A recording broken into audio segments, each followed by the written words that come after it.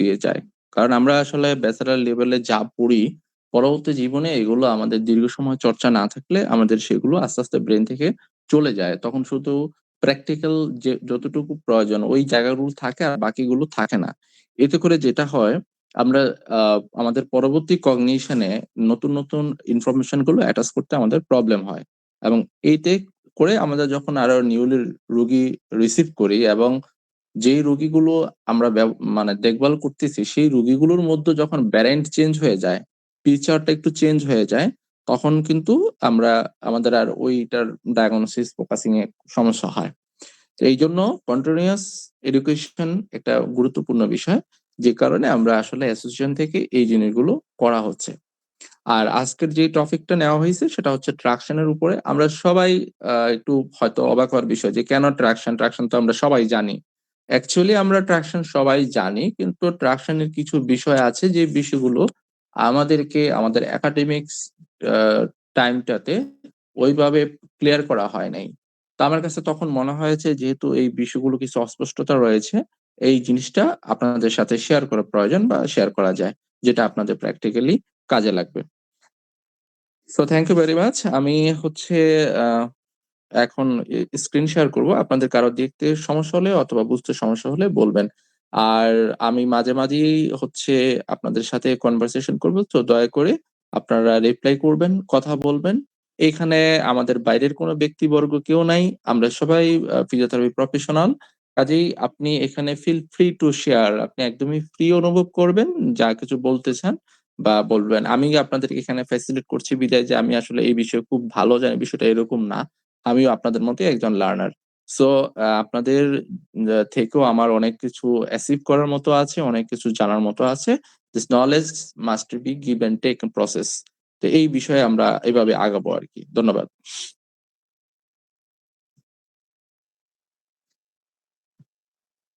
জি, আপনারা কি দেখতে পাচ্ছেন? জি স্যার, দেখা যাচ্ছে। ওকে। দেখা যাচ্ছে। আমাদের টপিকসটা ট্রাকশন এর উপরে আমরা যেই জিনিসগুলো এটার মধ্যে আলোকপাত করব definition, history, types of traction and treatment application technique, cervical, thoracic এবং লাম্বার ট্রাকশন অ্যাপ্লিকেশন মেথডস। তা আমরা এই সেশনটাকে হচ্ছে ৩ টা আ সেশন করেছি। যেহেতু আমাদের এখানে অ্যাকচুয়ালি একটু শিখে নিতে হবে এই কারণে। নয়তো দেখা যাচ্ছে যে ধরেন আমরা আপনাদেরকে এটা দিয়ে দিলাম, এগুলো আর চর্চা করা হয় না। আমাদের সবারই ব্যস্ততা থাকে এবং পেশেন্ট নিয়ে এত ব্যস্ত থাকে যেগুলো আর খুলে বারবার দেখার সুযোগ হয় না। যে কারণে আমরা ছোট করে দিয়েছি যাতে করে আপনাদের এখানেই জিনিসটা অভ্যস্ত হয়ে যায় এবং পরবর্তীতে আর এটা দেখা না লাগে। সো আমরা ট্রাকশনটা যদি দেখি যে it is a mechanical force applied to the body so as to separate our structure forming joint thus stretching the soft tissues around it. তাহলে ট্রাকশনের মূল কথা যেটা ডেফিনিশনে সেখানে দেখেন যে ২ টা কথা এখানে। একটা হচ্ছে separate the structure forming joint, joint থেকে আপনি স্ট্রাকচারটাকে একটু ডিটাচ করাবেন এবং সফট টিস্যুকে স্ট্রেচিং করাবেন, হ্যাঁচড়াবেন। এই ২ টা জিনিস যদি না হয় সেটাকে আমরা ট্রাকশন বলতে পারতেছি না। আমার কথা শোনা যাচ্ছে তো না? জি স্যার, শোনা যাচ্ছে। আচ্ছা। তাহলে আমরা ট্রাকশন এটার মূল কথাই হচ্ছে আপনি যেভাবেই দেন না কেন আপনার যে জয়েন্ট আছে সেই জয়েন্ট থেকে স্ট্রাকচারটাকে ডিটাচ করাইতে হবে, সেপারেট করাইতে হবে। সেটা সাময়িক সময়ের জন্য হতে পারে, অল্প বা বেশি সময়ের জন্য হতে পারে। আর সাথে, সাথে যেটা হচ্ছে সফট টিস্যু সেটাকে হচ্ছে ডিটাচ করাইতে হবে, স্ট্রেচিং করাইতে হবে। আচ্ছা। আমাকে একটু একজন বলেন যে একটু সফট টিস্যু বলতে আমরা আসলে কি মিন করি? Muscle, tendon, sir muscle.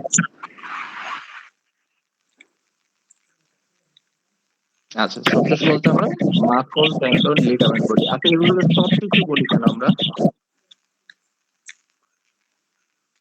মানে হার্ড টিস্যু আমরা কেন বলছি না? সফট টিস্যু বলতেছি কেন? স্যার জি? এক ধরনের কানেক্টিভ টিস্যু, এটা স্যার মাসল ইলাস্টিসিটি আছে। আচ্ছা। মানে এটা সফট বলতেছি কেন? আমার একটা প্রশ্ন হচ্ছে সফট আমরা এটা কেন বলতেছি? এটা হার্ড টিস্যু না কেন? আপনার একটা উত্তর চলে আসে অলরেডি। এটা ইলাস্টিসিটি আছে, ইলাস্টিসিটি এর একটা প্রপার্টিজ। আর কেউ কি কারোর কিছু যোগ করতে চান?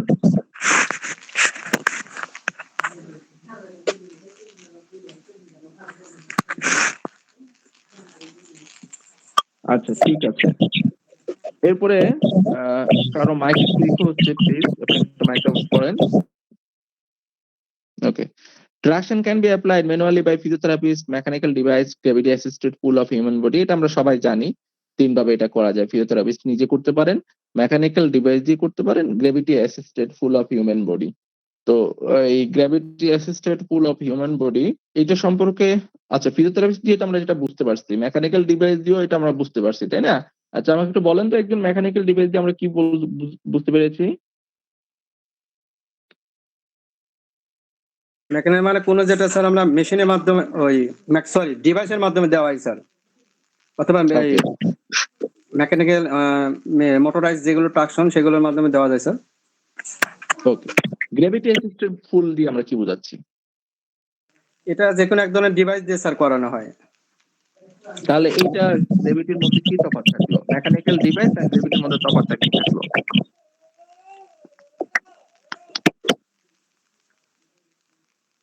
ওকে, আমরা স্যার কোনো গ্র্যাভিটিটা আমি যতদূর জানি হচ্ছে এটা মানে কিছু নাই, অভিকর্ষক আমরা বল। ডিসকাস করতেছি। Hello sir. জি জি জি আমরা জি শুনতে স্যার, পাচ্ছি, বলেন। গ্র্যাভিটিটা আমি যতদূর জানি এটা হচ্ছে মানে ওই যে অভিকর্ষ ত্বরণকে কাজে লাগিয়ে করা হয়। যেমন আমরা হ্যাঙ্গিং করলে আমাদের বডি যখন নিচের দিকে অভিকর্ষ ত্বরণের পরিবর্তে নিচের দিকে টানে তখন আমাদের ওই যে জয়েন্ট গুলা ট্রাকশন হয় আর কি, অভিকর্ষ যে বলের প্রভাবে, এটাই গ্র্যাভিটি ট্রাকশন। এক্স্যাক্টলি। আমাদের এখানে উপস্থিত আছেন যারা, আমাদের কাউসার, জান্নাতুল ফেরদৌস, উৎপল চন্দ্র, মুস্তফা আর অনেকে উপস্থিত আছেন। একটু দয়া করে আপনারা মানে কমিউনিকেশন করেন, অর্থাৎ কথা বললেন, হ্যাঁ? আর আপনারা একদমই যদি চুপ করে থাকেন তাহলে তো ভালো লাগবে না, আর একজন যদি বারবার রিপ্লাই দেয় আপনাদেরও ভালো লাগবে না। সো একটু কথা বলেন, ঠিক আছে? হিস্ট্রির মধ্যে আমাদের অনেক লম্বা হিস্ট্রি ছিল, কিন্তু যেহেতু আসলে আমাদের এই লম্বা হিস্ট্রি মনে থাকবে না, যে কারণে আমি চেয়েছি শুধুমাত্র আপনার শর্ট যে যতটুকু হিস্টোরি লাগবে এটা একটু আমরা মনে রাখি। Traction was given a ray of light in the principles of treatment techniques by Dr. James Sirax in the field of orthopedics. তো ট্রাকশন অ্যাকচুয়ালি সিরাক্স আবিষ্কার করেছে এরকম না। এই ট্রাকশনটা আবিষ্কার হয়েছে একদম হিপোক্রেটিস যখন ছিলেন। হিপোক্রেটিসকে আমরা সবাই জানি তো, নাকি না জানি তো সবাই? স্যার জানি স্যার। হ্যাঁ, জি স্যার। হিপোক্রেটিস যখন ছিলেন তখনই ট্রাকশনের শুরু হয়েছিল। এবং আপনারা শুনলে অবাক হবেন যে কৃষ্ণ, হিন্দুদের একজন, হিন্দুরা যাকে হচ্ছে ভগবান মনে করে, এই কৃষ্ণর কিন্তু কোমর বাঁকা হয়ে গেছিল, তখন তার এক ভক্ত কিন্তু ট্রাকশন দিয়ে এই কোমর সোজা করে ফেলছিল। আপনারা এটা হিন্দু ধর্মগ্রন্থে পাবেন। সুতরাং এনশিয়েন্ট এবং আগের যেই প্রাচীন মধ্যযুগ সব যুগেই ট্রাকশন ছিল।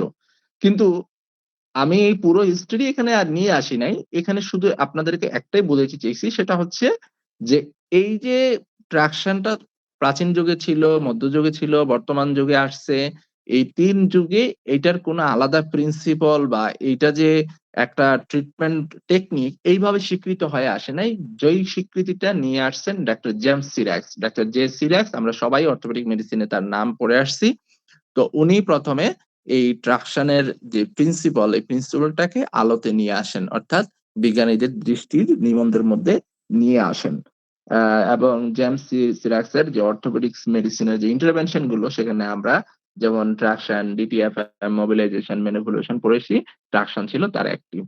তো types of traction: mechanical, self, positional, manual. তো আমরা প্রথম যখন ট্রাকশনের ইমপ্লিমেন্টেশন পড়েছিলাম যে তিন ভাগে, একটা হচ্ছে ফিজিওথেরাপিস্ট দিয়ে ট্রাকশন, ম্যানুয়াল দিয়ে ট্রাকশন, ম্যানুয়াল আর ফিজিওথেরাপিস্ট দিয়ে ট্রাকশন, আর হচ্ছে মেকানিক্যাল ডিভাইস দিয়ে, আর হচ্ছে গ্র্যাভিটি অ্যাসিস্টেড পুল। আর এখানে আমরা প্রকারভেদ পাচ্ছি চারটা, একটা হচ্ছে মেকানিক্যাল, সেলফ, পজিশনাল আর ম্যানুয়াল। এখন মেকানিক্যাল ট্রাকশনটা কি হয়? মেকানিক্যাল ট্রাকশনটা তিনটা ভাগে ভাগ হয়, একটা হচ্ছে electrical mechanical traction, over door mechanical traction, আর হচ্ছে মেকানিক্যাল ট্রাকশন। তো আমরা সবাই মেকানিক্স বলতে মেকানিক্স বলতে আমরা সবাই একটা ইলেকট্রিক্যাল বিষয় বুঝি, কিন্তু এখানে দেখেন ইলেকট্রিক্যাল মেকানিক্যাল ট্রাকশন আর মেকানিক্যাল ট্রাকশন দুইটা আলাদা করে দেওয়া আছে। কেউ কি বলতে পারবেন দুইটার মধ্যে তফাৎটা কি?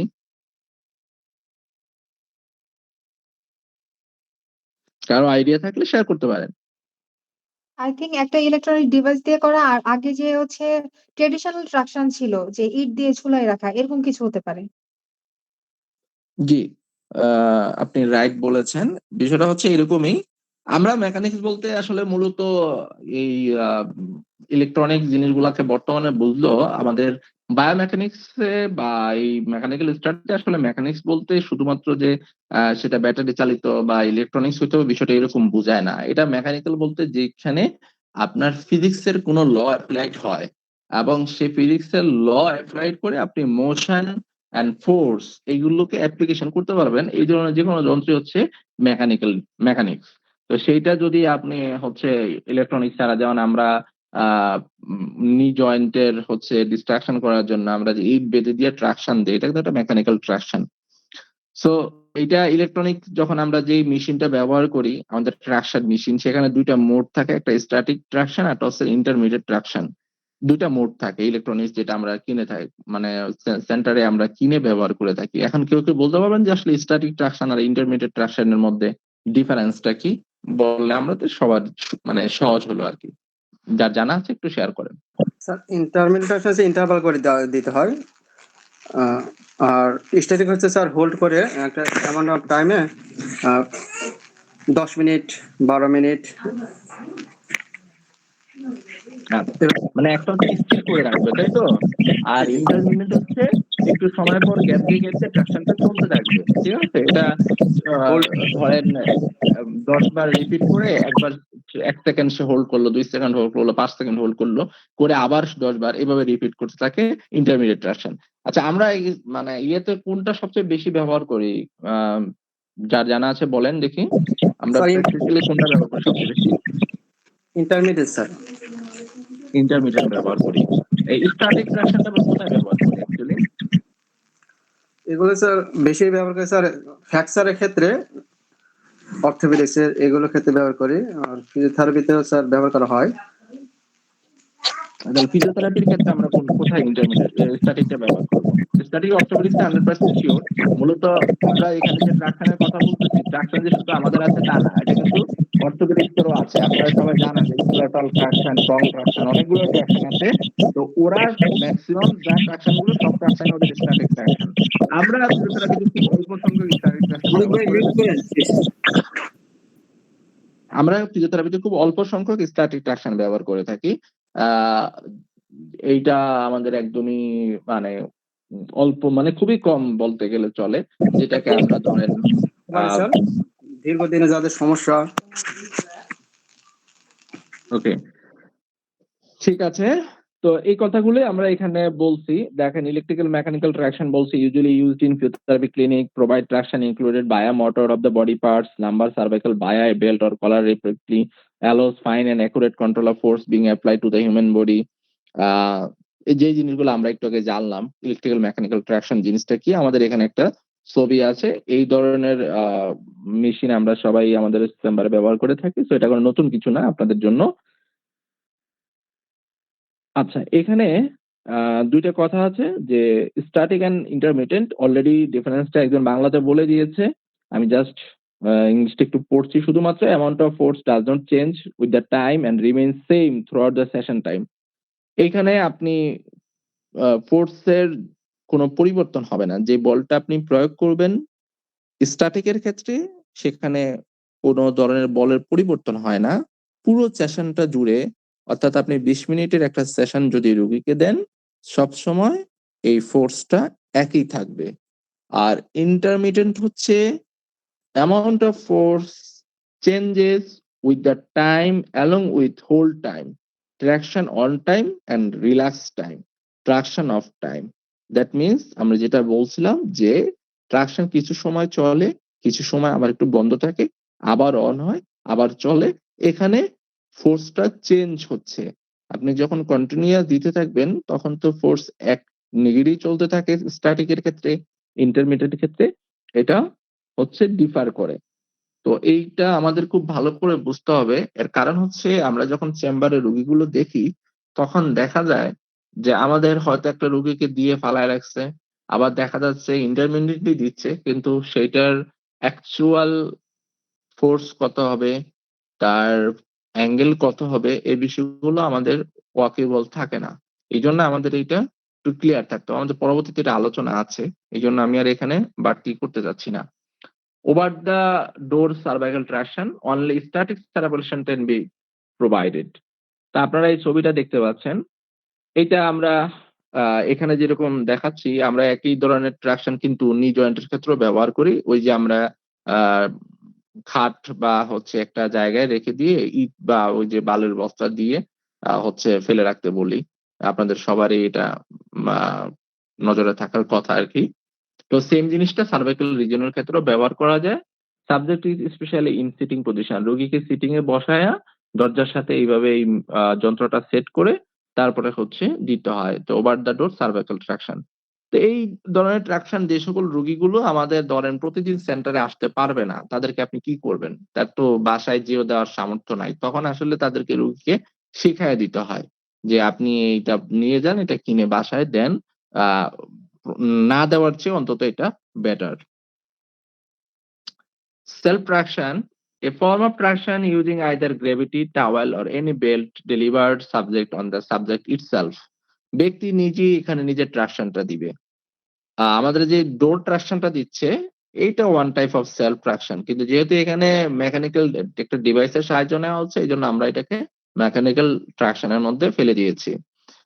সেলফ ট্রাকশনের ক্ষেত্রে সুবিধা তো আমরা সবাই জানি, এইটা আপনার দেখতেই পাচ্ছেন, used for cervical as well as lumbar, inexpensive, less time consume, intersegmental traction can be delivered. The effect of the mechanical traction is much more beneficial compared to self traction. এগুলো আমরা সবাই জানি, এগুলো নতুন বলার কিছু নাই। সেলফ ট্রাকশনের একটা ছবি। আচ্ছা আমাকে বলেন তো, এই যে সেলফ ট্রাকশনে দেখাচ্ছি রুগী, আহ, এই সেলফ ট্রাকশনটা আমরা সবচেয়ে বেশি কমন কোন রোগের ক্ষেত্রে ব্যবহার করি আমাদের চেম্বারে? একজন একটু বলেন তো। মানে আমরা রোগীকে বলে দিই যে এটা বাসায় করবেন। স্যার পোলাপস লাম্বার ইন্টারভাল ডিসের ক্ষেত্রে অনেক ক্ষেত্রে ব্যবহার করা হয়, স্পাইনাল স্টেনোসিস এর ক্ষেত্রে ব্যবহার করা হয় স্যার। এক্স্যাক্টলি। আপনি কি ভাই, আপনার নামটা একটু দেখি। স্যার মোহাম্মদ মানিক হোসেন স্যার। সরি, মানিক হোসেন। আচ্ছা মানিক হোসেন ভাই, আপনি প্র্যাকটিস করেন কোথায়? আমি রাজশাহীতে স্যার। জি, রাজশাহী। রাজশাহীতে না? আচ্ছা, ভেরি গুড ভেরি গুড। আচ্ছা, তারপরে আমাদের আছে positional traction, involves prolonged placement of the subject in certain position, such the position include tension is generated giving the effect of traction. তো পজিশনাল ট্রাকশনের ক্ষেত্রে prolonged placement of the subject in certain position, একটা নির্দিষ্ট পজিশনে রেখে তারপরে আমরা সেই ট্রাকশনটা generate করি যাতে করে তার ইফেক্টটা বজায় থাকে। এটা হচ্ছে পজিশনাল ট্রাকশন। অলমোস্ট সেলফ ট্রাকশনের মতোই কাছাকাছি, তবে এখানে সেলফ ট্রাকশনে যেরকম পজিশন ফিক্স করে রাখার বাধ্যবাধকতা নাই, কিন্তু পজিশনাল ট্রাকশনে পজিশনটা মেনটেন করার বাধ্যবাধকতা রয়েছে। আমরা একটা পজিশনাল ট্রাকশনটা দেখি। এটা হচ্ছে কি, একটা ছবি দেখতে পাচ্ছেন আপনারা, একটা মানুষ শুয়ে আছে, তার কোমরের নিচে একটা টাওয়াল দেওয়া। এবার ছবির নিচে অংশে দেখেন, এই মানুষটা কি করতেছে, কোমরটাকে ঘুরাইয়া দিচ্ছে, বাঁকা করে দিচ্ছে। তো বাঁকা করে দেওয়ার পরে কি হলো, মেরুদণ্ডের যেই কশেরুকা বা ভার্টিব্রা গুলো আছে এগুলো কি হয়, ঘুরে যায়, মুভেবল হয়, অর্থাৎ তার ফ্যাসেট জয়েন্ট থেকে একটু আলাদা হয়ে ডিস্ট্রাক্ট হয়ে যায়। আমরা ছবিটা থেকে কি বিষয়টা বুঝতে পারতেছি কিনা? জি স্যার, বুঝতে পারছি। এটা আমরা বাসায় নিজেরা বসেও করি। তো এখানে এই পজিশনটা মেনটেন করে করা হচ্ছে উদ্দেশ্য। তো এই জায়গাতে যখন আমরা এটা করতে যাই তখন কিন্তু সেটা ট্রাকশন হয়ে যায়। এখন আমরা যেটাকে ট্রাকশন করতে চাই এইটাকে দেখবেন কারোপ্র্যাক্টররা নিজের হাতে ধরে হচ্ছে একটা চাপ দিয়ে বলতেছে এই যে এটা ডিটাচ করে দিচ্ছে। তো এটা তো আপনি মানে ওদের চেয়ে সহজ সাধ্য উপায় আমরা করতে পারতেছি। এটা রোগীকে শিখাই দিলেই হলো, রোগী নিজেই করতে পারে। এটার জন্য আমাদের কষ্ট করার দরকার নাই। তো যেই কারণে মানে আমাদের যে ইন্টারভেনশন গুলো, আমাদের স্পাইনাল মোবিলাইজেশন আছে, ওই স্প্যানাল মোবিলাইজেশন বা স্প্যানাল ম্যানিপুলেশন টেকনিক এসএমটি এই জিনিসগুলো কাইরোপ্র্যাক্টরের সেম, বাট আমরা কেন জানি আমাদের জিনিসগুলোকে খুব বেশি মানুষের সামনে নিয়ে আসতে আগ্রহী না, যতটা আগ্রহী আমরা কাইরোপ্র্যাক্টরকে ফলো আপ করার জন্য। এটা হয়তো ইকোনমিক্যাল একটা বিষয় থাকতে পারে, আপনারা যারা প্র্যাকটিসের সাথে জড়িত আপনারা আরো ভালো বলতে পারবেন। তো ম্যানুয়াল ট্রাকশন সম্পর্কে আমরা সবাই জানি, এখানে কিছু অ্যাডভান্টেজ ডিসঅ্যাডভান্টেজ দেওয়া আছে। অ্যাডভান্টেজ হচ্ছে effectively decrease muscle spasm by stretching soft tissue, in excessive traction can be delivered in the pain free range. আচ্ছা, এই জায়গাতে একটা জিনিস বিষয় আছে। ধরেন একটা রোগী আসছে, আমরা কিভাবে ডিটারমাইন করবো যে এটা আসলে ম্যানুয়াল ট্রাকশন দিলে ভালো হবে না হচ্ছে আপনার মেকানিক্যাল ট্রাকশন দিলে ভালো হবে? এই বিষয়ে কারো ধারণা থাকলে শেয়ার করেন। অনেক সময় পালপেট করে স্যার ওই টেন্ডার পয়েন্ট থাকে স্যার। আচ্ছা, টেন্ডার পয়েন্ট থাকলে ট্রাকশন কেন দিতে হবে ভাই? তো টেন্ডার পয়েন্ট অনেক সময় স্যার মানে কি হয়, একটা কিপেটিয়া সাউন্ড থাকে স্যার, সেক্ষেত্রে ওই জিনিসটা স্যার যদি ম্যানুয়াল ট্রাকশন দেওয়া যায় সেক্ষেত্রে ওটা রিলিফ ভালো হয়। অনেক সময় টাইটনেসও থাকতে Okay. পারে। ঠিক আছে, আরেকটু স্পেসিফিক করেন যাতে সবার একটু বুঝতে সহজ হয়। আরেকটু স্পেসিফিক করেন।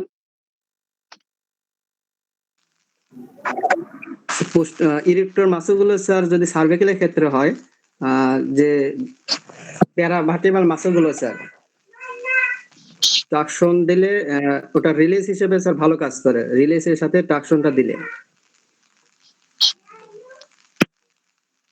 আচ্ছা, বিষয়টা এরকমই, জাস্ট ট্রাকশনের ক্ষেত্রে আপনার যখন আমরা মেকানিক্যালি ট্রাকশনটা দেই তখন হয় কি একই ডিরেকশনে রিপিটেড হয়, কিন্তু যখন আপনি ম্যানুয়ালি দিচ্ছেন, আমার এখানে দ্বিতীয় ছবিটা দেখেন, যখন ম্যানুয়ালি দিচ্ছেন তখন আপনি একদম লাস্ট রেঞ্জ পর্যন্ত তাকে মোবিলাইজ করাতে পারবেন। সেই ক্ষেত্রে সফট টিস্যু গুলো বেশি পরিমাণ হচ্ছে স্ট্রেচিং হবে, যেটা একটু আগে ভাই বলেছেন, ওইটাই আমি আপনাদের বোঝার জন্য একটা ইলাবোরেট করলাম আর কি, যে সফট টিস্যু গুলো তখন ম্যাক্সিমাম পর্যায় পর্যন্ত হচ্ছে আপনার স্ট্রেচিং হবে। ফলে যেটা হচ্ছে আপনার যদি স্পাজম থাকে সেটাও রিলিজ হয়ে যাবে, আপনার এখানে যদি মাসল নট থাকে সেটাও রিলিজ হয়ে যাওয়ার পসিবিলিটি 70 থেকে 80%। তো এই ক্ষেত্রে আমাদের যে পুরনো রোগীগুলো আসে, সাধারণত অ্যাকুয়েট রোগী যারা, এদের ক্ষেত্রে মেকানিক্যাল ট্রাকশন দিলে এনাফ।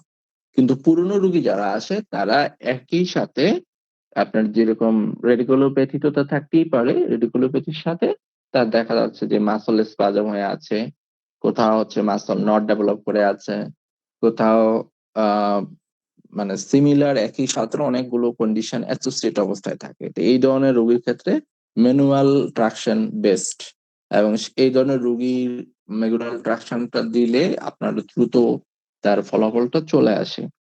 এই কারণে ওই সকল ক্ষেত্রে আমরা সাধারণত ক্রনিকের ক্ষেত্রে আমরা প্রিপেয়ার করি যে ম্যানুয়াল ট্রাকশনটা ভালো দেওয়া ভালো। আর ক্রনিকের ক্ষেত্রে আরেকটা বিষয় আছে, সেটা হচ্ছে যে আহ, হঠাৎ করে ধরেন ফার্স্ট টাইম রুগীকে আপনি মেকানিক্যাল দিলেন, ক্রনিক রুগী তো সে তো এমনি পেইনের মধ্যে আছে, ওইটা দেওয়ার পরে যখন ইমব্যালেন্স ফোর্স অ্যাপ্লাইড হয় তখন তার ব্যথাটা আরো এগ্রেভেট করে। কিন্তু আপনি যখন ম্যানুয়ালি নিজে হ্যান্ডেল করতেছেন তখন তো আপনি এটা বুঝেই দিচ্ছেন, ফোর্সটা বুঝে প্রথম জেন্টালি দিয়ে তারপর আস্তে আস্তে ইনক্রিজ করতেছেন, তাহলে তখন রোগীর জন্য এটা সুইটেবল হয় এবং কমফোর্টেবল হয়। এই বিষয়ে কারো দ্বিমত থাকলে বলতে পারেন, ভিন্ন মত পোষণ করলে বলতে পারেন। কারো ভিন্ন মত আছে?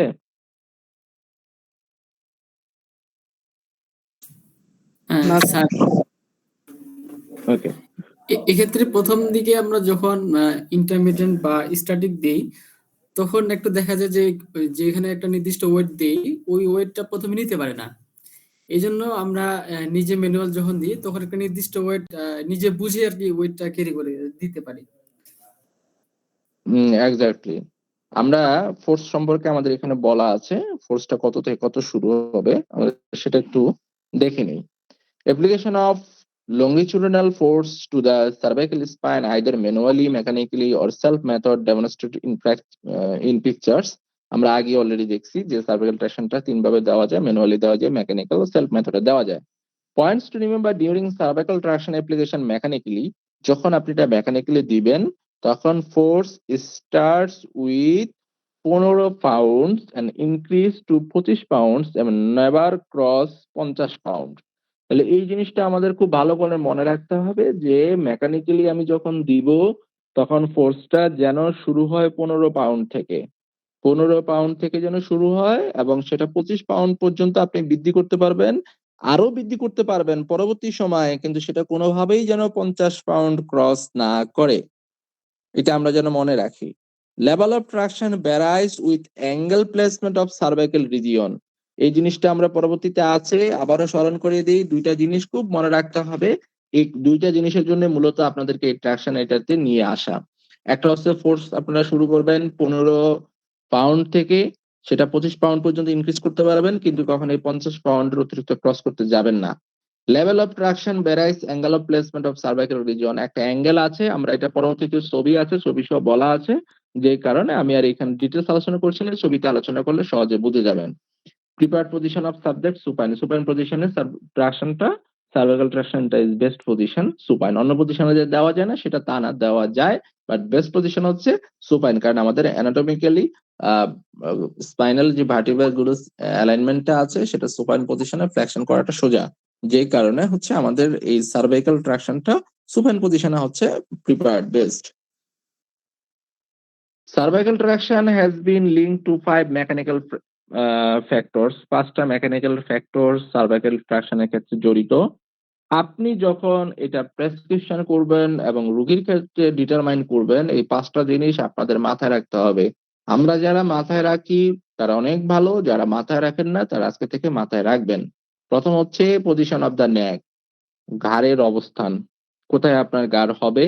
2 নাম্বার হচ্ছে ফোর্স অ্যাপ্লাই ডিউরিং অ্যাকশন, এই ট্রাকশনের মাঝে আপনি কতটুকু ফোর্স অ্যাপ্লাই করবেন। ডিউরেশন অফ ট্রাকশন, সময় কত হবে। অ্যাঙ্গেল অফ পুল, কতটুকু আপনি টান দিতে পারবেন কত অ্যাঙ্গেলে, এবং পজিশন অফ সাবজেক্ট, এবং রোগীর অবস্থানটা বা পজিশনটা কিরকম হবে। এই 5টা জিনিস আপনাকে অবশ্যই প্রেসক্রিপশনেও উল্লেখ করতে হবে। আমরা সাধারণত প্রেসক্রিপশনে লিখে দিই সার্ভাইকাল ট্রাকশন। এখন আপনি সার্ভাইকাল ট্রাকশন প্রেসক্রিপশনে লিখে দিলেন, প্রেসক্রিপশন করতেছেন কার জন্য?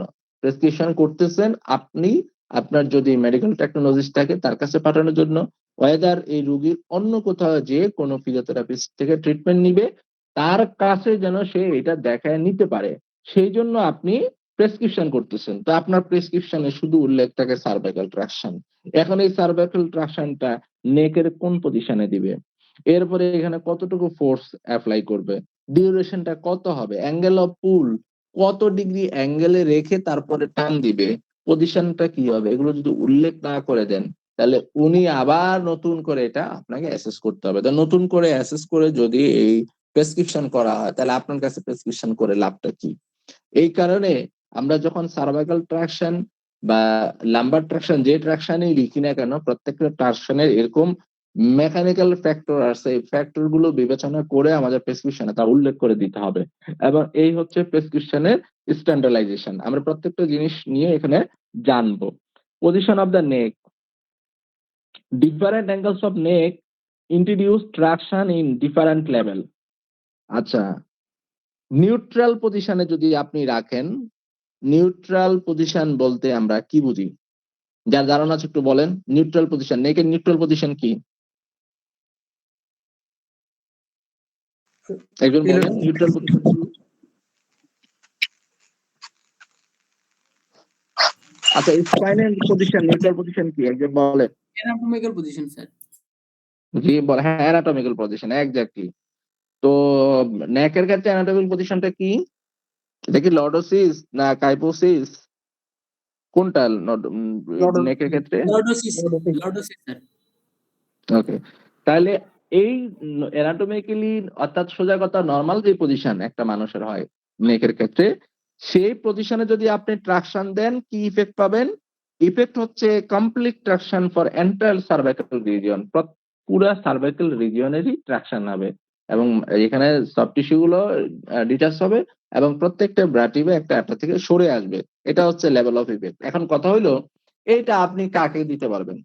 ন্যাচারাল পজিশনে ট্রাকশন দেওয়া যায়। ধরেন একটা রুগী, সে হয়তো লং টাইম তাকায় থাকে ডেস্কের দিকে, ডেস্ক জব করে, ডেস্কের দিকে তাকায় থাকে, অথবা ধরেন হচ্ছে ফ্লাইট ভিউয়ার যারা হচ্ছে আপনার এয়ারপোর্টে জব করে, অথবা সমুদ্রে যারা ওয়াসার, এরা হচ্ছে এই ধরনের রোগী হলে তার ক্ষেত্রে আপনি নর্মাল অ্যানাটমিক্যাল পজিশনে দিয়ে ট্রাকশনটা দিতে পারেন, এটা কাজ হবে ভালো। কিন্তু আমাদের ক্ষেত্রে তো যে রুগী আসে এই ধরনের রুগী খুব রেয়ার আসে না, আমাদের কাছে রুগী আসে C5, C6, 7 হচ্ছে তার রেডিকুলোপ্যাথি, এই রুগীগুলো বেশি আসে, তাই না বলেন? জি তো সেই রোগীর ক্ষেত্রে আমরা কি করি, নর্মাল পজিশনে শোয়াই দিয়ে ট্রাকশন দিয়ে দেই। তো এইটা আমাদের একটা বড় ধরনের ভুল। কারণ হচ্ছে আমরা যদি 25 থেকে 30 ডিগ্রিতে ফ্লেকশন করে দেই, নেকটা ঘাড়টাকে যদি আমরা তার ফ্লোর থেকে 25 থেকে 30 ডিগ্রি ফ্লেকশন করে দেই, দিলে আমাদের কি হবে, স্ট্রেইটেন্স দ্য সার্ভাইকাল লর্ডোসিস, তাহলে সার্ভাইকাল লর্ডোসিস সেটাকে সোজা করা যাবে যদি আমরা 25 থেকে 30 ডিগ্রি ফ্লেকশনে দেই। আর যদি 15 ডিগ্রি ফ্লেকশন করি তাহলে ফ্যাসেট জয়েন্ট সেপারেশন, অর্থাৎ একটা সার্ভাইকাল ভার্টিব্রা আর একটা সার্ভাইকাল ভার্টিব্রার যে ফ্যাসেট জয়েন্ট একসাথে হয়ে থাকে, অ্যাটাচ হয়ে থাকে, এটাকে আমরা সেপারেট করে ফেলতে পারবো যদি আমরা 15 ডিগ্রি ফ্লেকশনে দিয়ে থাকি। তাহলে আপনি ডিজায়ার ইফেক্ট পাইতে হলে অবশ্যই আপনাকে এই ফ্লেকশনটা মেনটেন করতে হবে। এখন বলেন, আমরা প্রত্যেকটা সেন্টারে এই ফ্লেকশনটা মেনটেন করি, তাই না?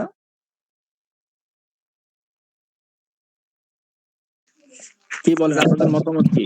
বেশিরভাগই ভুল করে স্যার। আমার জানা মতে ম্যাক্সিমাম সেন্টারই এই ধরনের ফ্লেকশন বা এই হিসাব নিকাশের কাছে যাইতে চায় না, ট্রাকশনের এই ঝামেলায় যাইতে চায় না, দিয়ে বলে দেয় স্যার দিয়ে একটা দাও। কোশ্চেন ছিল স্যার। কিন্তু জি জি স্যার, তাহলে যাদের হচ্ছে ফ্যাসিট জয়েন্ট লক হয় তাদের জন্য আমরা হচ্ছে 50 ডিগ্রিতে দেব, তাই তো? 15। হ্যাঁ, ফ্যাসেট জয়েন্ট লক হলে আপনি 15 ডিগ্রিতে দিবেন, 50 ডিগ্রিতে দিবেন। কিন্তু এখানে উদ্দেশ্য দেখেন, আপনার যদি ধরেন রেডিকুলোপ্যাথি হয়েছে, তো এখন রেডিকুলোপ্যাথি হওয়ার পরে আপনি দেখলেন, আপনি অবশ্যই একটা এক্সরে দিবেন, এক্সরে দিবেন না?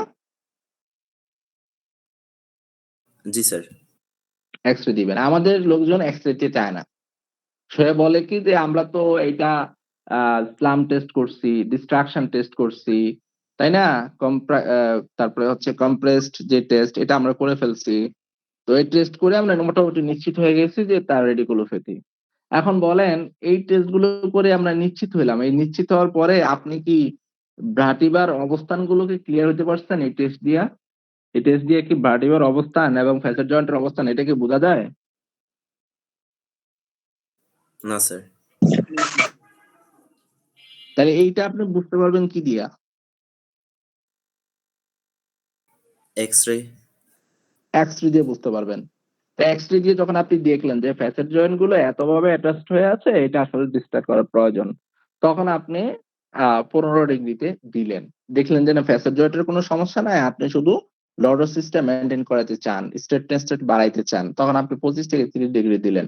এরপরে আরো এটা হচ্ছে আপনার স্পেসিফিক আছে, C5, C6 এর ক্ষেত্রে আছে, C1 থেকে C3 এর মধ্যে আছে, আলাদা আলাদা আছে, আমাদের একটু পরে আছে, আমরা এটা আবার দেখাবো সেখানে। তো মোরাল অফ দা হিস্ট্রি হইলো, আমরা যেরকম ভাবে ফিজিওথেরাপিতে মনে করি যে রুগীকে দিয়ে দিলাম হয়ে গেল, বা আমরা বুঝছি রেডিকুলোপ্যাথি, এটা মুখস্থ দিয়ে না, মুখস্থ এভাবে চলবে না। আপনি এক্সরেতে যা দেখবেন সেই অনুযায়ী আপনার প্রেসক্রিপশন আসবে। So x-ray is very important. এখন এক্সরের আগে আপনি অবশ্যই ডিস্ট্রাকশন টেস্ট করাবেন, কম্প্রেশন টেস্ট করাবেন, বা হচ্ছে স্লাম টেস্ট করাবেন, নেকের অনেক টেস্ট আপনি করাবেন, ফিজিক্যাল টেস্ট। বাট ফিজিক্যাল টেস্টের মূল উদ্দেশ্য থাকে প্রিলিমিনারি ডায়াগনোসিস। এইটা আপনার একদম কনফার্ম যে ডায়াগনোসিস সেটা মিন করে না। আপনারা প্রত্যেকটা ফিজিক্যাল টেস্টে সেন্সিটিভিটি দেখেন, রিলায়েবিলিটি দেখবেন, তখন বুঝতে পারবেন যে এটা আসলে কমপ্লিট বুঝায় কিনা। এরপরে আমি ধরে নিলাম, ধরেন একদম কনফার্ম, এটা কনফার্ম বোঝানোর পরেও আপনাকে হচ্ছে একটা এক্সরে দিতে হবে, কারণ আপনার এই যে ট্রিটমেন্টটা আপনি পরবর্তীতে ডিজাইন করবেন, ওই ডিজাইন করতে গেলে আপনার তো এই ফ্লেকশন কোনটা করবেন, কত ডিগ্রিতে করবেন, সেটার জন্য তো আপনার ওই জয়েন্ট গুলো অবস্থান দেখতে হবে, প্লাস তার অস্টিওফাইট গ্রো করছে কিনা। আপনি অস্টিওফাইট গ্রো করে দেখলেন একটা অস্টিওফাইট একটা অস্টিওফাইটের সাথে ব্রিজ হয়ে আছে, এখন আপনি বললেন কি যে আপনি এখানে ট্রাকশন দিবেন, তো এখানে আপনি ট্রাকশন দিতেই পারবেন না, এটা কন্ট্রাডিকশন, আমরা একদম শেষের দিকে এটা পড়বো। সো ইটস ভেরি ইম্পর্টেন্ট, আপনি যদি ভালো মানের ফিজিওথেরাপি প্র্যাকটিস করতে চান আপনাকে এই খুঁটিনাটি বিষয়গুলো মাথায় রাখতে হবে। এবার আসেন সার্ভাইকাল ট্রাকশনের ক্ষেত্রে। আচ্ছা, এই সার্ভাইকাল ট্রাকশনের ফোর্সটা সম্পর্কে আলোচনা। আমরা সবাই সার্ভাইকাল ট্রাকশনের ক্ষেত্রে যে বডি ওয়েট এটাকে কত দিয়ে ভাগ করতাম একটু সবাই খেয়াল করেন তো। 7 দিয়ে স্যার। 7 দিয়ে।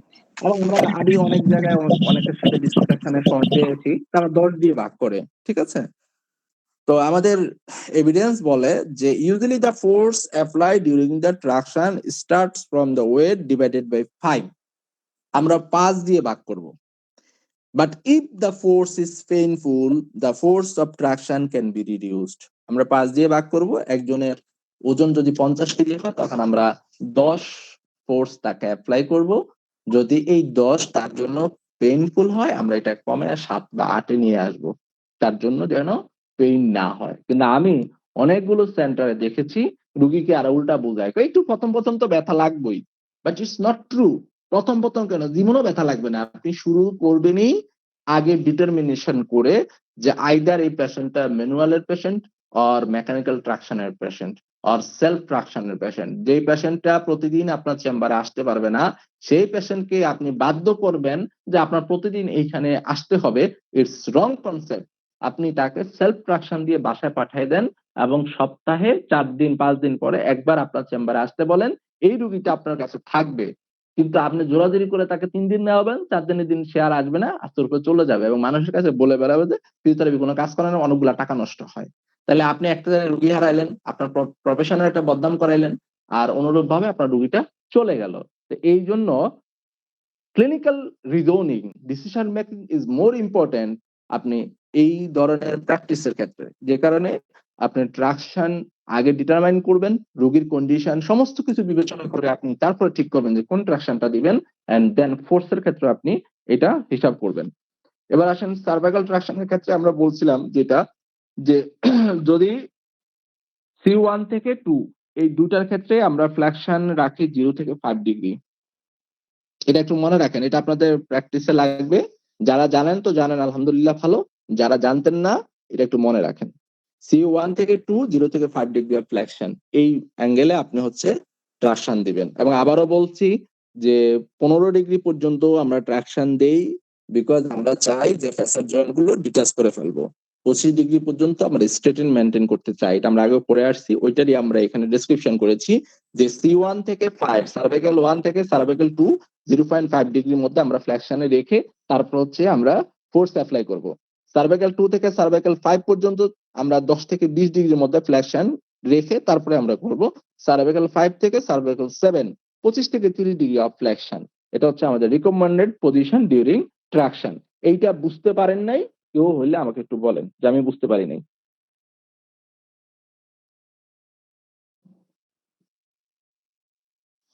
বলেন, কেউ কি বুঝতে পারেন এরকম আছেন? স্যার বুঝতে পেরেছি। না স্যার, বুঝতে পারছি স্যার। Very good. আচ্ছা, যারা বুঝতে পারেন নাই তার জন্য আমি আরো সহজ করে দিচ্ছি। এখানে দেখেন 3টা ছবি আছে, আপনি ফ্লোরের সাথে এই যে 10 ডিগ্রি রাখবেন, এরপরে এই যে ফ্লোরের সাথে দেখেন 15 ডিগ্রি করা, এটা ফ্লোরের সাথে 20 ডিগ্রি করা। এই অবস্থা করলে আপনার ঘাড় ফ্লেক্স হয়ে গেল এবং ওই অবস্থায় আপনি ফোর্স দিবেন। ছবিটা ভালো করে বোঝার আছে, না বোঝার কিছু নাই, একদম ক্লিয়ারলি বোঝা যায়। আচ্ছা, এই যে অ্যাঙ্গেলগুলো আমরা কি দিয়ে মাপি একটু বলেন তো? গনিওমিটার। গনিওমিটার দিয়ে। এই জন্য সেন্টারে একটা গনিওমিটার রাখাটা খুব ইম্পর্টেন্ট, ঠিক আছে। যাদের হচ্ছে চোখের মানে যারা এক্সপার্ট প্র্যাকটিশনার তারা তো চোখের দৃষ্টি দিয়ে বুঝতে পারে। এটা আপনারা যারা 10-15 বছর প্র্যাকটিস করবেন আপনাদের এক সময় চোখের আই ভিউ চলে আসবে। বাট যারা শুরুর দিকে প্র্যাকটিশনার তারা অবশ্যই গনিওমিটার দিয়ে মেপে নিবেন, ঠিক আছে। কারণ আপনি 10 ডিগ্রি দিতে যায় 15 ডিগ্রি করে দিলে আপনার ডিজায়ার্ড ইফেক্ট কিন্তু ভিন্ন হয়ে যাবে। কারণ আপনি খেয়াল করছেন এখানে 10 ডিগ্রি ইফেক্ট যে C1 থেকে 2 এর যে ইফেক্ট C2 থেকে C5 এর ডিগ্রি কিন্তু এক না, C5 থেকে C7 এর ডিগ্রি কিন্তু আলাদা। তো কাজেই আপনি একটা ডিগ্রি আরেকটা দিয়ে দিলে আপনি কিন্তু ওই ডিজায়ার্ড ইফেক্ট পাবেন না। পরে বলবেন যে সারা বছরই আপনার 5 মাস থেরাপি লাগবে। এত সহজ নয়, থেরাপি 2 দিনে হয় না, অনেক দিন লাগে। এই জন্য ভুল ইনফরমেশন দিয়ে রুগীকে বিভ্রান্ত করবেন, এগুলো থেকে বেরিয়ে আসতে হবে। এক্সাক্ট আপনি নিজে এক্সাক্ট জানবেন, রুগীকে ডেলিভার দিবেন এক্সাক্ট, একদম ইনশাল্লাহ আপনার মানে যখন ইফেক্ট ভালো হবে, রুগীও আপনার প্রতি সন্তুষ্ট থাকবে, আপনার রুগী বাড়তে থাকবে। আচ্ছা, আমরা এরপরে একটু ছোট্ট একটা জিনিস আপনাদেরকে রিমাইন্ড করে দেই, এটা আপনারা সবাই পড়ে আসছেন, জাস্ট আপনাদের মনে করে দেওয়া যে এই সার্ভাইকাল ট্রাকশনের ইন্ডিকেশন হচ্ছে কোথায় কোথায় আমরা দিতে পারবো। তো সার্ভাইকাল স্পাইন ইনস্টেবিলিটি থাকলে আমরা দিতে পারি, হার্নিয়েটেড সার্ভাইকাল ইন্টারভার্টিব্রাল ডিস্কে আমরা দিতে পারি, রিডিউসড সার্ভাইকাল কার্ভে আমরা দিতে পারি, speed healing of injured neck structure এটাতে দিতে পারি, মাসল স্পাজমে দিতে পারি, লস অফ সার্ভাইকাল মোবিলিটি এক্ষেত্রে আমরা দিতে পারি। এইটা আমাদের না জানলেও চলবে ইন্ডিকেশনটা, কারণ আমরা সবাই কোথায় দিতে হবে এটা আমাদের একটা ইনস্টিংক্ট হয়ে গেছে, আমরা সেটা দিতে পারবো, কিন্তু আমাদের মনে রাখতে হবে ভালো করে কন্ট্রাইন্ডিকেশনটা, ঠিক আছে? কন্ট্রাইন্ডিকেশনটা মনে রাখতে হবে যে acute or unhealed injuries, আপনার কোন একটা ইনজুরি মাত্র হয়েছে এবং সেটা পুরোপুরি সারে নাই, এই ধরনের রোগীর ক্ষেত্রে আপনি ট্রাকশন দিবেন না। অস্টিওমাইলাইটিস এর ক্ষেত্রে ট্রাকশন কন্ট্রাইন্ডিকেটেড। অস্টিওপরোসিস যদি খুব বেশি থাকে, যেটা আমি বলেছি, অস্টিওপরোসিসের একটা সিমটম, তো অস্টিওফাইট ডেভেলপ করলে, osteophyte not only osteoporosis, rheumatoid arthritis এর ক্ষেত্রে অস্টিওফাইট ডেভেলপ করে, তো অস্টিওপোরোসিস এর ক্ষেত্রে ডেভেলপ করে, যেখানে আপনার সিভিয়ার অস্টিওপোরোসিস থাকলে সার্ভাইকাল ট্রাকশন দেওয়া যাবে না। স্পাইনাল হাইপার মোবিলিটি যদি থাকে, অনেক রোগীর ক্ষেত্রে ল্যাক্সিডিটি থাকার কারণে হাইপার মোবিলিটি হয় স্পাইনাল, তো সেই ক্ষেত্রে অবশ্যই আপনি সার্ভাইকাল ট্রাকশন দিবেন না। টিউমার যদি থাকে সার্ভাইকাল ট্রাকশন দিবেন না। রিউমেটয়েড আর্থ্রাইটিস যদি থাকে সার্ভাইকাল ট্রাকশন দিবেন না। এখন আপনি খেয়াল করেন, আপনি খুব ভালো থেরাপি দিতে পারেন, কিন্তু আপনি রিউমেটয়েড আর্থ্রাইটিস এবং arthritis, seronegative arthritis, seropositive arthritis, juvenile arthritis, pseudo arthritis এগুলোর তফাৎ বুঝেন না, তার মানে আপনার ট্রিটমেন্ট কিন্তু ভুল হবে, কারণ রিউমেটয়েড আর্থ্রাইটিস এর ক্ষেত্রে ট্রাকশন কন্ট্রাইন্ডিকেটেড, কিন্তু আপনি অস্টিও আর্থ্রাইটিস মনে করে ট্রাকশন চালায় গেছেন, আপনি রোগীর ক্ষতি করেছেন। এই জন্য রিউমেটয়েড আর্থ্রাইটিস কি না সেটা আপনাকে নিশ্চিত হইতে হবে, এবং অস্টিওপরোসিসের ক্ষেত্রে তার বোন মাস ডেনসিটি বিএমডি কত আছে সেটা আপনাকে নিশ্চিত হতে হবে। এই যে কনফার্মেশন নিজে হয়ে প্র্যাকটিস করা, এই জন্যই আপনি চিকিৎসকের মর্যাদা পাবেন, আর এই জন্য আপনি ডিসিশন মেকার। যারা আসার পরে রুগীকে ডাইরেক্ট ট্রাকশন মেরে দেয়, সে তো আসলে চিকিৎসক না, সে হেলথ প্রফেশনাল না, সে একজন কোয়াক। সুতরাং একজনের বিপিটি সার্টিফিকেট থাকার পরেও সে যদি এগুলো মেনশন না করতে পারে, ডিসিশন না করতে পারে, সে ইজ কোয়াক। বাট যদি সে ভালো করে ম্যানেজ করে, কোয়ালিফাইড ফিজিওথেরাপিস্ট, এই হচ্ছে বিষয়। সো এটা স্যার একটা কোশ্চেন ছিল স্যার। জি বলেন। ইন্ডিকেশনের ক্ষেত্রে ইনস্টেবিলিটি স্যার, সেক্ষেত্রে কেন দেবো স্যার? সার্ভাইকাল স্পাইন ইনস্টেবিলিটি, এই ইনস্টেবিলিটি সার্ভাইকাল স্পাইনের ক্ষেত্রে আপনি কি মিন করেন, বা আপনার ধারণা কি, বিষয়টা কি? যেখানে স্টেবিলিটি থাকে না, মানে ইনস্টেবিলিটি, যেমন ল্যাক্সিটি যদি থাকে, সাবলাক্সেশন যদি থাকে, সেক্ষেত্রে দিলে তো স্যার সমস্যা বেড়ে যেতে পারে, সেক্ষেত্রে একটু স্যার বল।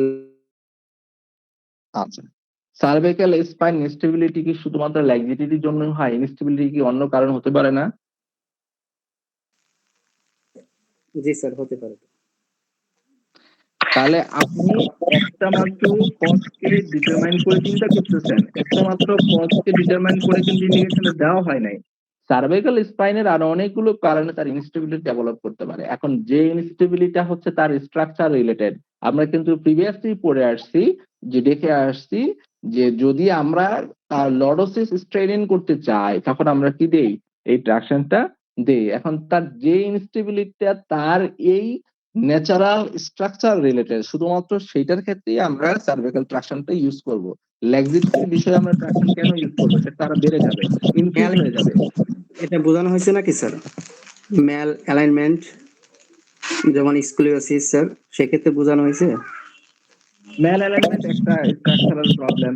এখন ম্যাল অ্যালাইনমেন্টের ক্ষেত্রেও আপনি এই যে সার্ভাইকাল ট্রাকশনের চিন্তা ভাবনা করতে পারেন, বাট সেই ক্ষেত্রেও আপনার কি চিন্তা করতে হবে, দেখে নিতে হবে এক পেজে যে ম্যাল অ্যালাইনমেন্ট হচ্ছে যে কোনো একটা অংশ ফিউজ হয়ে আছে কিনা। যদি ফিউজ হয়ে থাকে তখন তো আপনি ট্রাকশন দিতে পারবেন না, তাই না? জি তো এই যে যে জিনিসগুলো এগুলো হচ্ছে হিন্টস পয়েন্ট, বাট আমরা এই হিন্টস পয়েন্ট গুলোকে আপনাকে এলোবরেটলি স্টাডি করে রাখতে হবে, এবং যখন রোগীকে প্রেসক্রিপশন করবেন তখন আপনাকে থিঙ্কিং প্রসেসটা বা রিজনিংটা আরো ডিটেলস করতে হবে। শুধুমাত্র সার্ভাইকাল স্পাইন ইনস্টেবিলিটির উপরে আপনি ডিসিশন নিতে পারবেন না। রিডিউস সার্ভাইকাল কার্ভ, যে সার্ভাইকাল কার্ভটা কমে গেছে আমি সিদ্ধান্ত দিলাম না, এটার সাথে আপনার প্যাথোলজিক্যাল ফ্যাক্টর আছে কিনা, ইনফ্লুয়েন্সিং এনভায়রনমেন্টাল ফ্যাক্টর আছে কিনা, পার্সোনাল ফ্যাক্টর রিলেটেড কিনা, এছাড়া তার এখানে কন্ট্রিবিউটিং অন্যান্য ফ্যাক্টর গুলোকে আপনাকে জাজমেন্টে আনতে হবে। এরপরে আপনি ডিসিশন মেকিং করবেন যে হ্যাঁ এটা আমি এখন দিব আর দিব না। অর্থাৎ ডিরেক্ট মুখস্থ অ্যাপ্লাই করার মতো জায়গা চিকিৎসা না।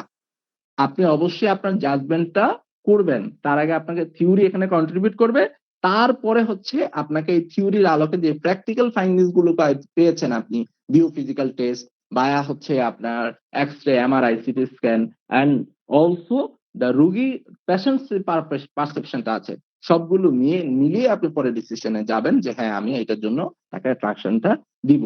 আলহামদুলিল্লাহ আমরা সবাই আমাদের চেম্বার গুলোতে এগুলো সব বিবেচনা করি, তাই না ভাই? কি বলেন আপনারা? চেষ্টা করি স্যার, ট্রাই করি। আচ্ছা, এরপরে যে অংশটা এটা হচ্ছে আমাদের এই কোর্সের সাথে সরাসরি কোনো কিছু না, কিন্তু আমাদের একটা নতুন দিগন্তে পৌঁছাতে চাই। তো নতুন দিগন্তে পৌঁছাতে হলে আমাদের এখনকার প্র্যাকটিস হতে হবে এভিডেন্স বেসড প্র্যাকটিস। এই কারণে আমি এটার সাথে একটা সিস্টেমিক রিভিউ যোগ করেছি। এখানে দেখেন এই সিস্টেমিক রিভিউটা হচ্ছে, এই সিস্টেমিক রিভিউটা আপনারা সবাই জানেন যে এভিডেন্সের ক্ষেত্রে সবচেয়ে গ্রহণযোগ্য এভিডেন্স হচ্ছে সিস্টেমিক রিভিউ আর মেটা অ্যানালাইসিস। আমরা যদি এভিডেন্স পিরামিডের দিকে তাকাই তখন সবচেয়ে উপরে থাকে সিস্টেমিক রিভিউ আর মেটা অ্যানালাইসিস, তারপরে থাকে র্যান্ডমাইজ কন্ট্রোল ট্রায়াল, তারপরে থাকে আপনার কোহর্ট স্টাডিজ, তারপরে হচ্ছে কেস কন্ট্রোল, তারপরে ক্রস সেকশনাল, তারপর হচ্ছে কেস রিপোর্ট, কেস সিরিজ, এরপর হচ্ছে এক্সপার্ট অপিনিয়ন। তাহলে সবচেয়ে উপরের দিকে এভিডেন্স হচ্ছে আপনার এই সিস্টেমিক রিভিউ। তো সেই সিস্টেমিক রিভিউতে কি বলছে, এটা Touro college and university system ওরা আসলে এটাকে রিভিউ করছে, আমি 2018 সালে করা। তো আপনারা দেখেন এখানে অনেক জিনিস, অনেক লেখা, তো অনেক লেখা তো আর আপনাদের পড়তে হবে না। আপনারা এখানে দেখেন একটা সিস্টেমিক রিভিউতে যেটা হয় যে অনেকগুলো রিসার্চ আর্টিকেলকে তারা রিভিউ করে। তো রিভিউ করলে এখানে আপনারা দেখেন রেজাল্ট গুলো পাবেন। তো রেজাল্ট গুলো দেখেন এখানে কি বলছে, আমরা যদি একটু শুরু থেকে দেখি।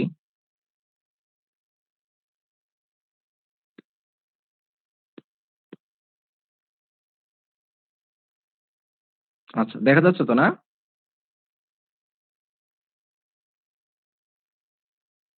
দেখা যাচ্ছে কি? সবাই দেখতে পাচ্ছেন? জি স্যার, দেখতে পাচ্ছি। এখানে কনক্লুডেড রেজাল্ট হচ্ছে যে adding mechanical traction to exercise for patient with CR reduce visibility and pain particularly at long term follow up. এটা হচ্ছে একটা রিসার্চের সিদ্ধান্ত, তারা এই যে সাইটের যে রিসার্চটা হয়েছে তার সিদ্ধান্ত ছিল এইটা। আরেকটা রিসার্চের সিদ্ধান্ত হচ্ছে যে manual or mechanical cervical traction appear to make a major contribution to CR rehabilitation.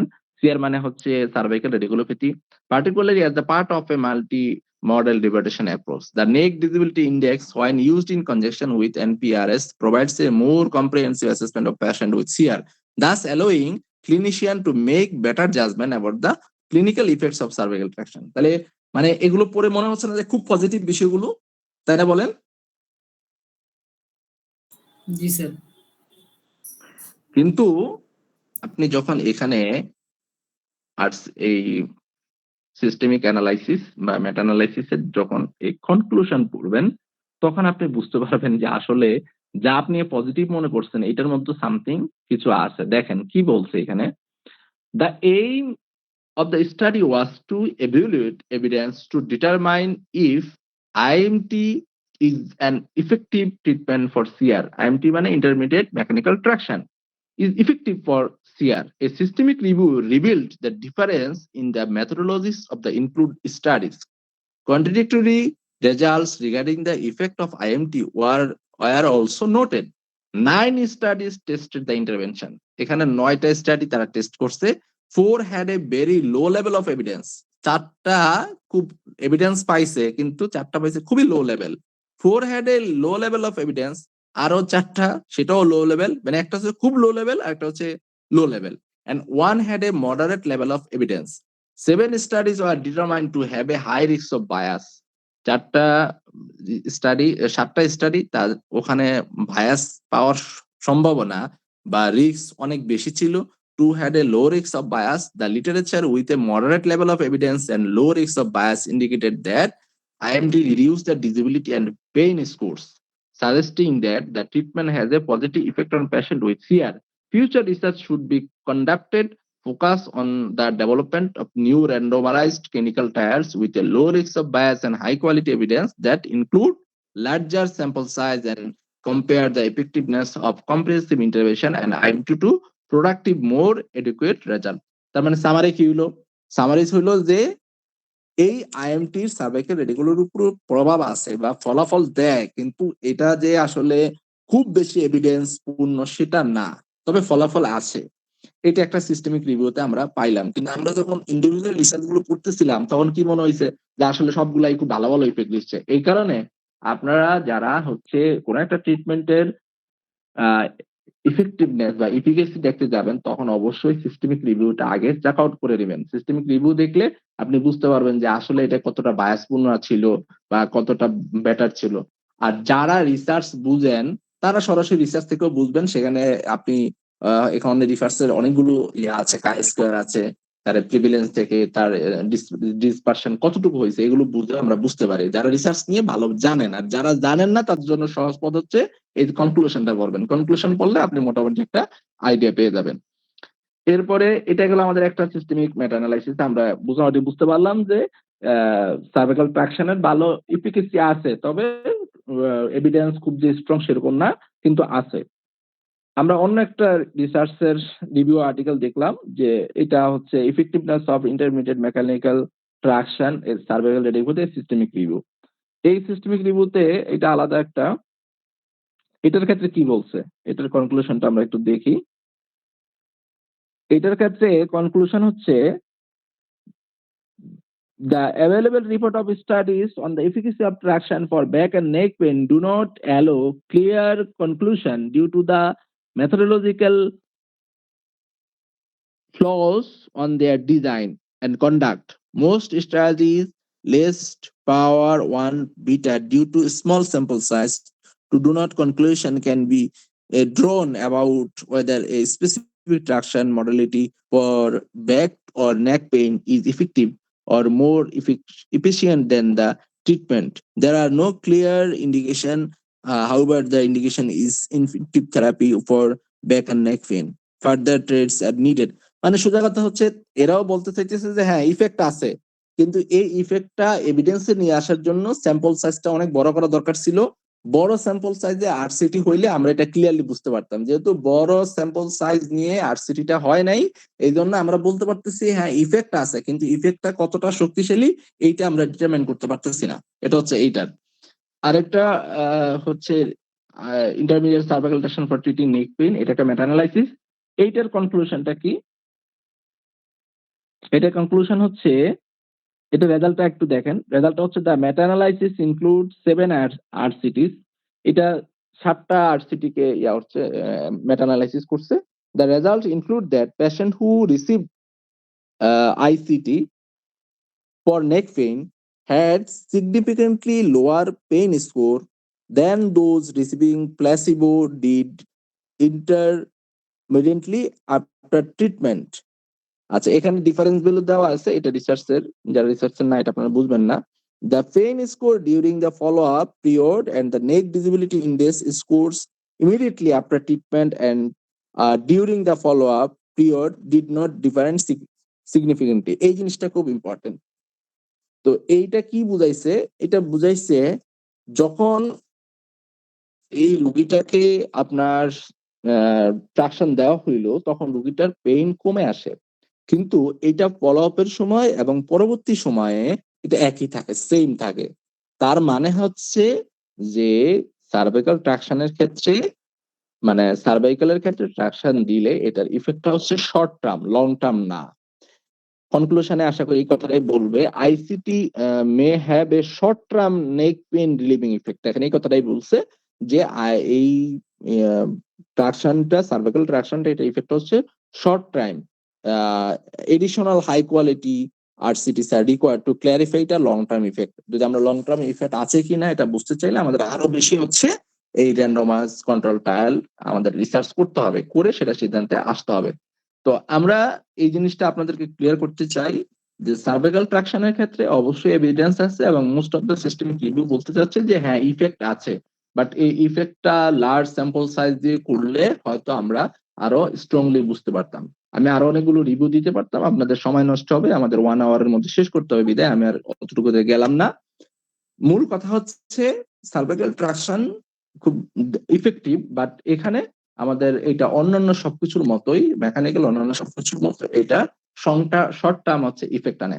তো লং টার্ম ইফেক্টের জন্য অবশ্যই আপনাকে agronomical collection, postural correction, muscle strengthening, core stability এগুলো আনয়ন করতে হবে। তো এই জন্য যারা শুধুমাত্র মেশিন নির্ভর ফিজিওথেরাপিস্ট তাদের ক্ষেত্রে বলতে চাই, আপনি রোগীকে অ্যান্টিবায়োটিক খাওয়াচ্ছেন কিন্তু রোগীর লাইফস্টাইল চেঞ্জ করতেছেন না, সুতরাং আপনি একজন ব্যর্থ ফিজিওথেরাপিস্ট। আপনি যদি সফল ফিজিওথেরাপিস্ট হতে চান আপনাকে রোগীর অ্যান্টিবায়োটিক দিতে হবে, অর্থাৎ ট্রাকশন দিবেন কিন্তু ট্রাকশনের পরে আপনাকে তাকে লাইফস্টাইল চেঞ্জ করাইতে হবে। দ্যাট মিনস তার যে পশ্চারাল চেঞ্জ, তার যে অ্যাগ্রোনমিক্যাল কারেকশন, তার যে লাইফস্টাইল, তার যে মুভমেন্ট, লিফটিং, এইসব বিষয়গুলোকে তাকে কারেকশন করাইতে হবে যাতে করে তার মাসল ইন্ডুরেন্স এই জিনিসগুলো নর্মাল পজিশনে সে সাস্টেইন করে, লাইফ লিড করে, তখনই আপনি বেটার আউটকাম পাবেন এবং আপনি একজন সাকসেসফুল ফিজিওথেরাপিস্ট, আপনি একটা রোগীকে বদলে দিতে পেরেছেন। সো ধন্যবাদ আপনাদেরকে, আমি অনেক কথা বললাম, আপনাদের কারো কিছু যদি বলার থাকে বা কোনো সম্পর্ক প্রশ্ন থাকে করতে পারেন। স্যার আমরা ইন্ডিকেশন পড়লাম যে হার্নিয়েটেড ডিস্ক, যেটা সার্ভাইকাল ট্রাকশনের ইন্ডিকেশন, কিন্তু স্যার অ্যাকিউট ইনজুরির কারণে যদি ডিস্ক হার্নিয়েশন হয় তখন কি আমরা ট্রাকশন দিব? আর যদি না দিই তাহলে আমরা কতদিন পরে ট্রাকশন দিব? অ্যাকিউট ইনজুরি কি হইতে পারে? এই যেমন স্যার ট্রমাটিক হইতে পারে, তারপরে ধরেন অ্যাকিউট ইনজুরি ট্রমা হলো, ট্রমা হওয়ার ক্ষেত্রে কি হয়, আপনার একটা ব্রাটিবা ভেঙে গেছে অথবা ট্রান্সভার্স প্রসেস ভেঙে গেছে, অর তার ডিসপ্লেসমেন্ট হইছে, এই টাইপেরই তো, তাই না? জি ডিসপ্লেসমেন্ট বিশেষ করে এটা। হ্যাঁ ডিসপ্লেসমেন্ট বেশি, তা ডিসপ্লেসমেন্ট হলে ইন্ডিকেশন কি? ডিসপ্লেসমেন্টের প্রথম ইন্ডিকেশন কি? সার্জারি। জি তাহলে তো আপনি সার্জারির আগে তো আপনার রোলই নাই এখানে, আপনি তো রোগীকে পাঠিয়ে দিতে হবে অর্থোপেডিক সার্জন, নিউরো সার্জনের কাছে, সে হচ্ছে সার্জারি করে কমপ্লিট করবে, দেন আপনি তাকে রিহাবের জন্য আপনার কাছে নিয়ে আসবেন। তো অ্যাকিউট ইনজুরির ক্ষেত্রে আপনার তেমন রোল পাওয়া যাচ্ছে না, আছে কি রোল? স্যার ওই আপনি যে টাইপের ইনজুরির কথা বলছেন ওই টাইপের ইনজুরি না মনে করেন, কিন্তু এমআরআই তে বোঝা যায় মনে করেন যে ডিস্ক হার্নিয়েশন আছে। ওকে, এমআরআই তে বোঝা যায় মনে করেন ডিস্ক হার্নিয়েশন আছে। তো জি, এই ধরনের রোগীর ক্ষেত্রে ধরেন এই ডিস্ক হার্নিয়েশন গ্রেড 1, গ্রেড 2 বা গ্রেড 1 এই রোগীর ক্ষেত্রে হালকা পেইন হয়। এই হালকা পেইনে রোগী মানে এটা সহ্য করে অলরেডি 3-4 মাস কাটায় দিচ্ছে, আপনি হিস্ট্রি নিলে পাবেন, অর্থাৎ সে 5-6 মাস কাটায় তারপরে যখন একটু অ্যাগ্রেভেট হয়েছে তখন আপনার কাছে আসছে, তো সে তো আর অ্যাকুইট পর্যায়ে নাই, সে তো অলরেডি ক্রনিকে চলে আসছে। জি স্যার। তাহলে তো আপনার এখানে আর অ্যাকুইটে চিন্তা ভাবনা করার কোনো দরকারই নাই, আপনি তখন ক্রনিক হিসাবে ট্রাকশন দিয়ে দিবেন। জি স্যার। ক্লিয়ার না? ফার্দার কোনো সম্পর্ক কোশ্চেন আছে বলতে পারেন। ওকে, স্যার এটা তো সার্ভাইকাল ট্রাকশনের ক্ষেত্রে আপনার রেঞ্জ অফ ফ্লেকশন কত ডিগ্রি করব, 10 ডিগ্রি বা 5 ডিগ্রি বা 25 ডিগ্রি, কিন্তু লাম্বার ট্রাকশনের ক্ষেত্রে স্যার আসলে এটা কি হবে স্যার? লাম্বার ট্রাকশনের ক্ষেত্রে আমাদের আরো 2টা সেশন আছে, আমরা 2টা সেশন অথবা 2টা সেশন হয়তো এক সেশনে নিয়ে নিব। তো যদি আমরা নিয়ে নিই তখন লাম্বার আর হচ্ছে এই থোরাসিক দুইটারই ক্ষেত্রে আমরা আলোচনা করব ওখানে ইনশাল্লাহ। ওইখানে আমরা এই কোশ্চেন গুলো ফেস করব। ঠিক আছে, স্যার আরেকটা প্রশ্ন আছে আমার। জি বলেন। যে আমরা ট্রাকশনের টাইপস পড়ছিলাম, তো সেখানে পড়ছিলাম যে মেকানিক্যাল ট্রাকশন আর একটা হচ্ছে ইলেকট্রিক্যাল ট্রাকশন। তো স্যার ইলেকট্রিক্যাল ট্রাকশনের মধ্যে আমরা স্ট্যাটিক ট্রাকশন পড়ছি, যেটাতে একটা নির্দিষ্ট ওয়েট থাকবে। আবার আমরা মেকানিক্যাল ট্রাকশনে পড়ছি, সেখানে মনে করেন আমরা যে ইট দিয়ে বাঁধে দিই যেটা এই টাইপের বেডের মধ্যে, কিন্তু স্যার সেটাতেও একটা নির্দিষ্ট ওয়েট থাকে। তাহলে এই দুইটার মধ্যে পার্থক্য কি থাকবে? যেটা আমরা ইট দিয়ে বেঁধে দিচ্ছি সেটাকে আমরা বলতেছি যে it is self traction, one type of self traction, অথবা আমরা ওভারড্রো ট্রাকশন বলতেছি, রাইট? জি তো স্যার। মেকানিক্যাল স্ট্যাটিকের ক্ষেত্রে আর এটার ক্ষেত্রে তফাৎটা হচ্ছে, মেকানিক্যাল স্ট্যাটিকটা আমরা হচ্ছে ফোর্সটা হচ্ছে ক্যালকুলেট করে দিচ্ছি, এবং এই পুরো সময় ধরেন 15 মিনিটের ক্ষেত্রে যদি আমরা তাকে দেই 15 মিনিটে তার এই ফোর্সটা চেঞ্জ করব না, যেটা হচ্ছে স্ট্যাটিকের ক্ষেত্রে মূলনীতি, তাই তো? জি স্যার। যখন আমরা সেলফ বা তাকে ইট বেঁধে দিয়ে বাসায় করতে বলতেছি, তখন তার টেনশনটা, অর্থাৎ তার যে যন্ত্রটার মধ্যে যে টেনশনটা, এইটা কিন্তু আমরা এরকম এক্সাক্ট যেই ফোর্স এটা হিসাব করে দেই না। আমরা সাধারণত বলি আপনার সহনীয় 2টা ইট হলে 2টা ইট দিয়ে দিয়েন, একটা ইট হলে একটা ইট দিয়ে দিয়েন, তাই না? জি স্যার। তার মানে আমাদের এখানে পারপাসে ভিন্নতা। ওইটার পারপাস হচ্ছে যে তাকে একটু ডিটাচ করে রাখা, আর স্ট্যাটিকের ক্ষেত্রে পারপাস হচ্ছে যে ঠিক কতটুকু দিলে সে টান দিয়ে সরে আসবে। বুঝতে পারছি কি কথাটা? জি স্যার, পারপাস তাহলে দুইটারে আলাদা আলাদা। দুইটা পারপাস আলাদা। একটা পারপাস হচ্ছে যে আমি তাকে প্রতিদিনই সে যেন কিছু কিছু করে তার স্ট্রেস করায়, তার যে সফট টিস্যু এন্ড এটা দুটো যেন স্ট্রেস করায়। আর স্ট্রাইকের ক্ষেত্রে আমার পারপাসই হচ্ছে তাকে আমি কতটুকু ফোর্স দিলে সে তার এই জয়েন্ট স্ট্রাক থেকে সরে আসবে, ওটা ক্যালকুলেট করেই আমি দিচ্ছি। ক্লিয়ার? জি sir, clear. Okay, so thank you very much. আমি ডাক্তার মারুফ মান্নানের কাছে ফেরত দিচ্ছি। ধন্যবাদ। থ্যাংক ইউ সো মাচ আজকে resource person doctor Mohammad Alauddin স্যারকে। স্যার আসলে এর আগেও আমাদেরকে অনেক সময় দিয়েছেন এবং এখনো সময় দিয়ে যাচ্ছেন। আমরা অনেক ইনফরমেশন জানতে পারছি। তো এই কোর্সগুলো করার জন্য আসলে উনি অনেক শ্রম দিয়েছে। এই যে প্রেজেন্টেশন গুলো রেডি করা এবং আমাদেরকে এখন সময় দেওয়া। এটার জন্য আসলে ডেডিকেশনের প্রয়োজন আছে। তো এইজন্য আলাউদ্দিন স্যারকে অনেক ধন্যবাদ। আশা করি আমরা সামনেও আরো অনেক কিছু পাবো। আর আপনার যে এই শ্রম দিচ্ছেন এজন্য আসলে ধন্যবাদ দিয়েও ছোট করাটা অনেক বেশি দেখায়। তো আপনার জন্য আপনার প্রতি রইল কৃতজ্ঞতা। আশা করি আমরা সামনে আরো ভালো কিছু পাবো। তো আজকে এখানে আমরা শেষ করতে পারি আমার কাছে মনে হচ্ছে। স্যার যদি অনুমতি দেন। হ্যাঁ জি, সকলকে ধন্যবাদ। আসসালামু আলাইকুম। ওয়ালাইকুম আসসালাম। আমরা আজকে শেষ করি। ওকে? আল্লাহ হাফেজ।